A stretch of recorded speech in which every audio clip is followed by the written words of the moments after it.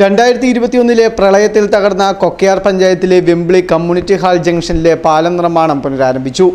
ഗ്രാമപഞ്ചായത്ത് president D സുഗുണന്റെ അധ്യക്ഷതയിൽ അഴുത block panchayat president Bindu Santhosh Panicker നിർമ്മാണ ഉദ്ഘാടനം നിർവഹിച്ചു.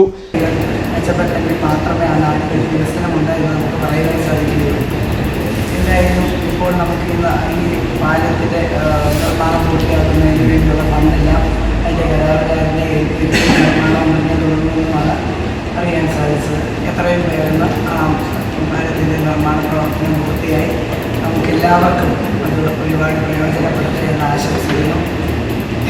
അതുപോലെ തന്നെ ഇന്ന് കർത്തവ്യം എന്ന് പറയുന്നത് ഈ നിർമ്മാണ ഉദ്ഘാടനം ചെയ്യുക എന്നുള്ളതാണ് ഇന്നത്തെ ഇവിടെയും.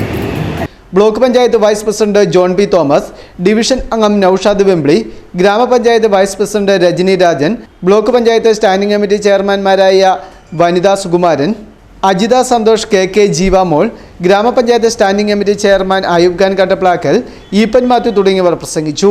അന്തരിച്ച വാഴൂർ സോമൻ MLA പ്രാദേശിക വികസന ഫണ്ടിൽ നിന്നും 20 ലക്ഷം രൂപ മുടക്കിയാണ് നടപ്പാലം പുനർനിർമ്മിച്ചത്. Festoon news, Mundakayam.